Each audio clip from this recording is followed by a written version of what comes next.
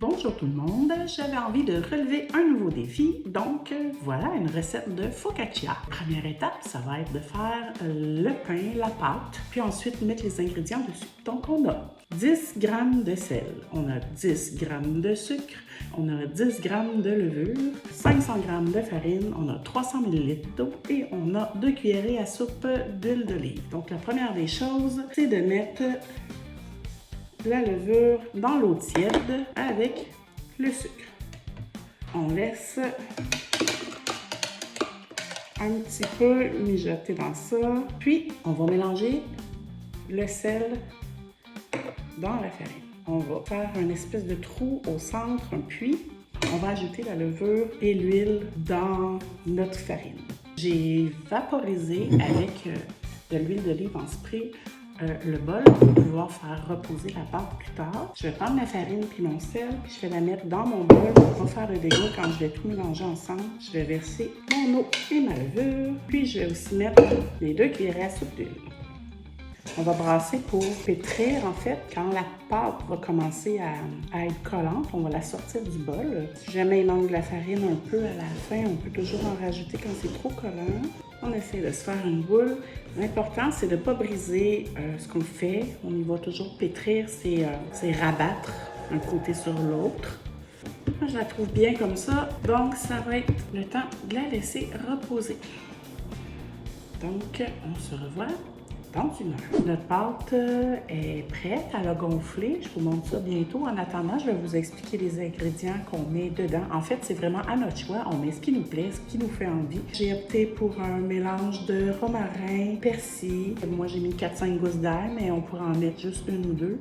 On a les 2 cuillères à soupe d'huile d'olive. On a une tasse de fromage. J'ai environ une tasse d'olive verte et noire mélangée, bien égouttée. J'ai un petit oignon rouge, peut-être 1,5, un peu plus. Puis j'ai 2 tomates italiennes. Et évidemment, on peut faire ça avec des tomates cerises, avec n'importe quelle sorte de tomate. Donc, on peut tout mélanger à l'intérieur, sauf l'huile d'olive. Pendant qu'on fait ça aussi, on fait préchauffer le four à 400. Maintenant, on va passer le mélange à l'heure de ça. On met ça de côté.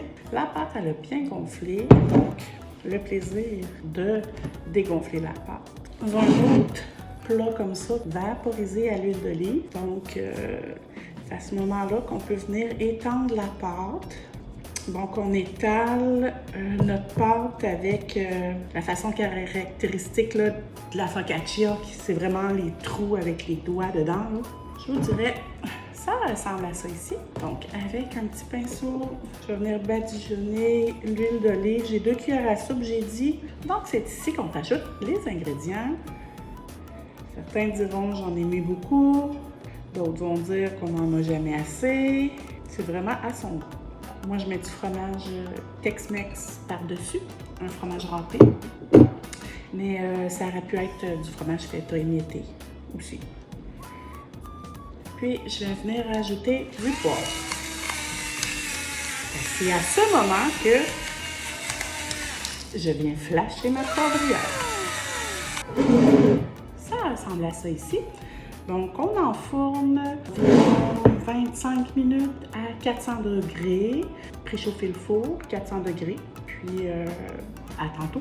Et voilà, c'est sorti du four. Ça sentait tellement bon, c'est incroyable. Donc voilà de quoi ça ressemble. Évidemment, on peut faire toutes sortes de choses comme beaucoup de gens font des paysages, des couchers de soleil, des fleurs. Fait qu'on place nos petits légumes pour faire des fleurs ou un dessin quelconque.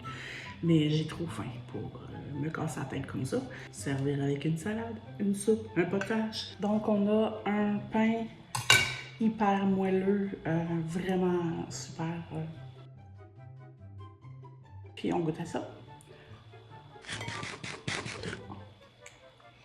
C'est exactement pour ça que je vais en refaire encore et encore. Encore et encore. C'est tellement bon. Donc voilà, ça conclut mon défi de faire une vidéo d'une recette.